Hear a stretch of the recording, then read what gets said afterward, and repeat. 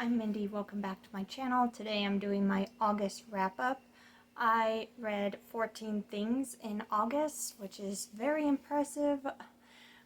Only 8 of those things were actually on my pile of possibilities, and some unforeseen circumstances took place at the end of the month that took my reading in a whole nother direction, and I'll tell you more about that when we get to the last books I read for the month. And August is always an adjustment month. Went back to work full time, and going from having all this time to do the things I want to do to being at work most of the day every day. Yeah, it's an adjustment. So I haven't had as much time as I want to film or edit or watch videos, comment on videos, keep up with my comments. All that stuff is just kind of in flux, but I think I'm getting back into a rhythm, the rhythm of work. So that's good. Yeah, I am very behind on watching videos, but I have been watching as many as I possibly can, so just know I am watching, even if I don't have time to comment. But eventually I will get caught up on that as well, hopefully. Anyway, 8 things from my pile of possibilities. That's pretty good. The first thing I read was a book of... Oh, actually, this wasn't on my pile of possibilities. Yeah, this is something I added the very beginning of the month because I wanted to read poetry every month. So I ended up reading a collection of poetry called Devoured, which is a collection of love poetry from A.X. Salvo, and I picked up all of A.X. Salvo's poetry collections after seeing a poetry recommendation for dark poetry from Pax Panic. I will have that video linked down below, as well as Pax Panic's channel, and she only had one of his collections mentioned, but I picked them all up, and this was the first one, and it was love poetry. Love poetry is not necessarily my favorite, but I did really enjoy about half of the stories. Half were not my thing.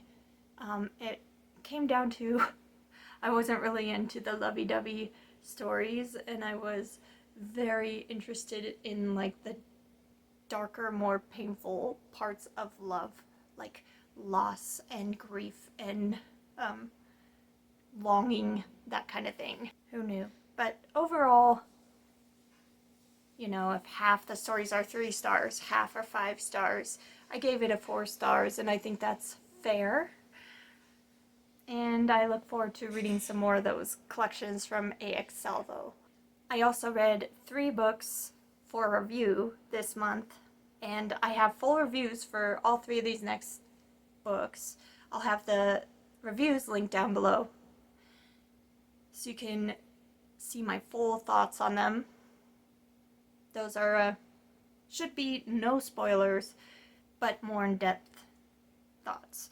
The first one is The Devil Takes You Home, which is by Gabino, Igesias, and this is a standout book of the month. It is the standout book. It was the best. Very violent, and some might be thrown off by just how violent it is, but my gosh, was it written so incredibly beautiful, and it was very touching, very sad. It's a very sad story about a father whose daughter has cancer, and they're in a tight financial situation, and the lengths that he would go and the bad things he ends up doing because he's trying to do what's best for his family. So good, so good. Up there on my favorites for the year, for sure. I also read a bunch of 5s. 5 story set Pack-a-Punch by James Flynn. James Flynn has a YouTube channel. I'll link that down below. And this is the second collection that I've read from him. And I really like his writing, how he sets up his collections, and the ideas and discussions that he is not afraid to have, and the topics he's not afraid to go to.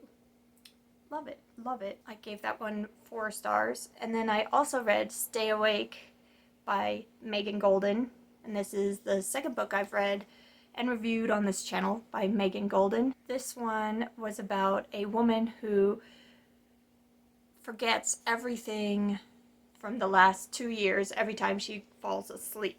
So she wakes up, she has no idea what has happened for the last 2 years, and she kind of resets to that time and then has to start like figuring things out.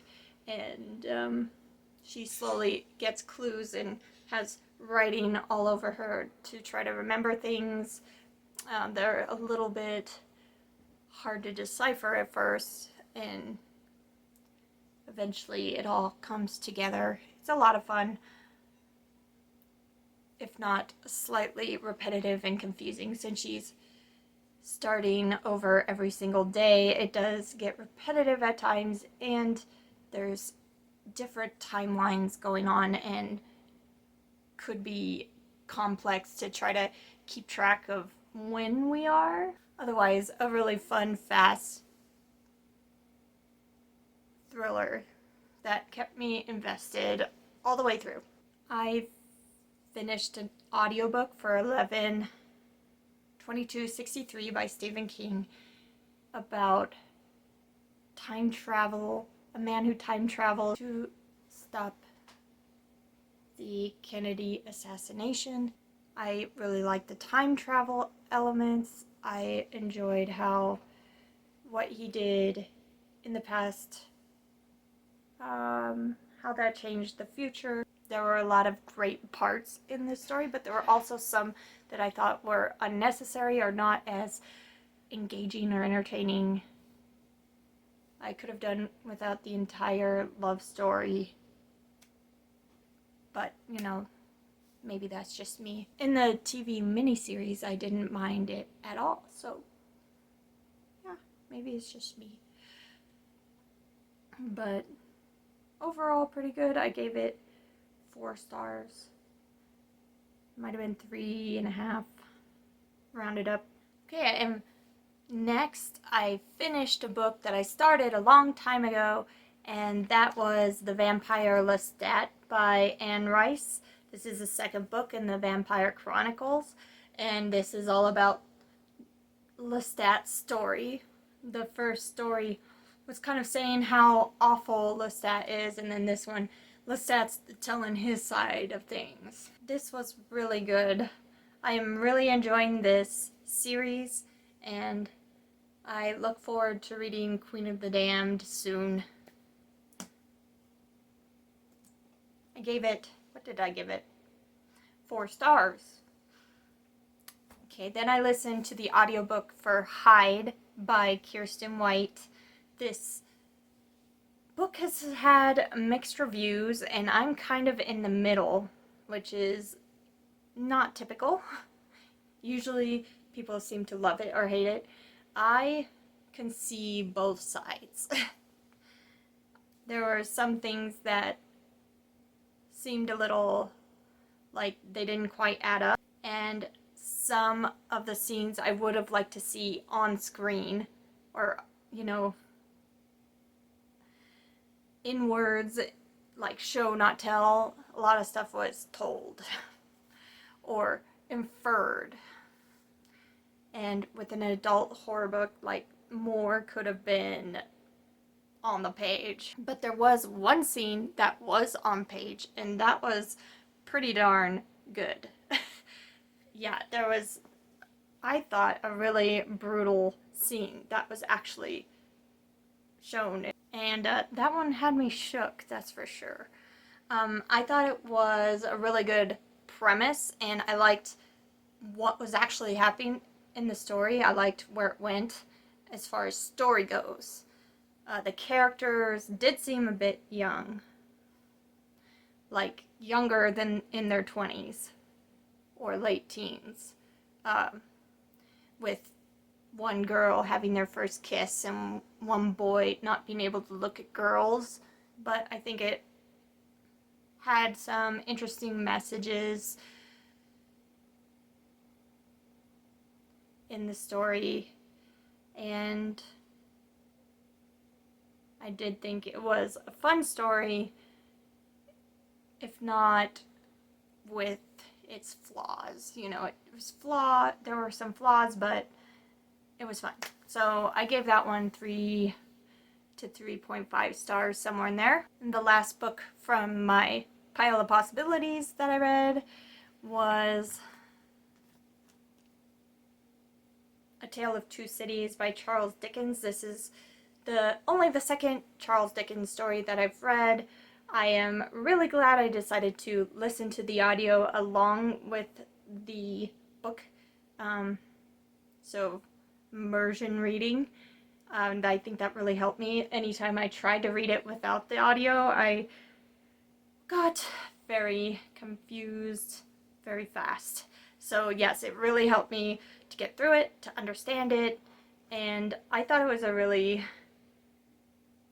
really good story. There were parts that seemed less interesting, but overall it was really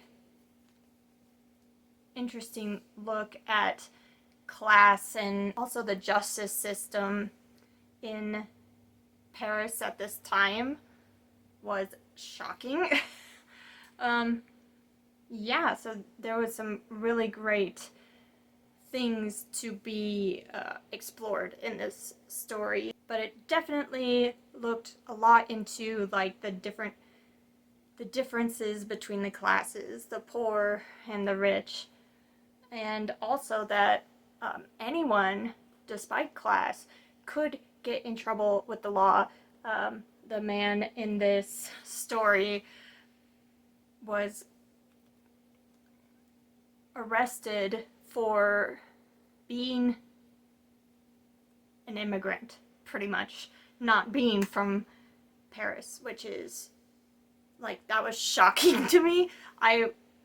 Was that, like, really a thing? Holy cow. That's messed up. And they, like, found all kinds of reasons to put people to death. They just were execution happy at the time, seems like. Anyway, there were some really beautiful passages and use of language that really stuck out in here. I really enjoyed some of the word use. Turns of phrase. It was beautiful at times. And there's definitely a style of writing from this time, and Charles Dickens specifically, like, it's not done that way anymore, and there is a beauty to it. Okay, so now onto the story of why I went completely off of my pile of possibilities and read a bunch of graphic novels and, well, nope, not graphic novels, volumes of comics. You might notice that the bottom shelves of my bookshelves are empty. And that is because towards the end of the month, I realized that my male cat had been marking my books on the bottom shelves. And some of those books were completely ruined, saturated. They smelled awful. It was disgusting. So I ended up only throwing away 6 things without, reading them. Then there were another 5 things that were still readable but smelled disgusting. They were still bad enough I couldn't keep them or give them to anyone. So at the end of the month, I read the ones that were readable before throwing them away. And this is like heartbreaking to me. This is heartbreaking to me that I had to throw away books. Like, that's not something that I want to do. But that smell and those pages, like, there was no way to clean it. There was no way to get rid of it. Yeah. Sad, sad story. Sad. And volumes of comics are not cheap. And now that they're older, they're not very replaceable. Or they're going to be way more expensive than even they were originally. So, ew. Sad. Sad days. But I decided to move everything off of those shelves. What could be salvaged. And move them up. I moved all my red books down into my basement. And then I'm using my red bookshelf for all my sci-fi books. That made room for getting rid of those 3 shelves. That way my cat cannot destroy any more books on the bottom shelves. Oh, man. That was quite a thing. But let me tell you about the stinky books that I read at the end of the month before I threw them away. This one is one that I'm thinking about keeping. I had to throw away the dust jacket, but the inside is not terrible. This is the best of all of them, but there is just a tiny bit in the corner that got messed up. But it doesn't smell too bad unless you stick your nose right on that corner. Oh, I just don't want to throw this one away for that little corner. Yeah, like when I smell just anywhere on the book, it doesn't smell bad, so I'm thinking I'm going to keep it, that it's not going to destroy my room. But this is Basketfull of Heads by Joe Hill. This is from the Black Label DC. And I really love this story. And I love this naked hardcover. Even though I can't have the dust jacket anymore. I really love it. This was a great story about a girl mixed up in a lot of dirty cop situation going on in town, and she finds this magical weapon from Viking days, and she uses it to protect herself, and then she finds that people she kills can still talk to her and help her, give her information. They're not really dead because she used this magic weapon. It's pretty neat story. 5 stars. Speaking of Joe Hill, I also read Plunge, comic volume by him, the Black Label DC as well, and that one I didn't like quite as much. It's still an interesting story about a team going to explore a ship that had disappeared years ago and then suddenly shows up, and antics ensue. Interesting, but definitely not as good as Basketfull of Heads. I gave Plunge 3 stars. And it seems that my cat did not like Joe Hill very much, because 2 more of the comic volumes are by Joe Hill. And these ones were from the Lock and Key series, not the main series, but standalones that came out after the series. The first one was Heaven and Earth, and then I also read Small World. Heaven and Earth had 3 separate stories in it, so like really short stories. One of them I loved and gave 5 stars, and then the other 2 I didn't like as much. But I settled on 3.5 stars for the Heaven and Earth. And then Small World was just one story about a dollhouse in the key house that was like a miniature version of the actual house. And you could see miniature versions of the people walking around in there. It's really cute. The things that the kids did with the house, and they find something that could go wrong with the house and did. And it was really exciting.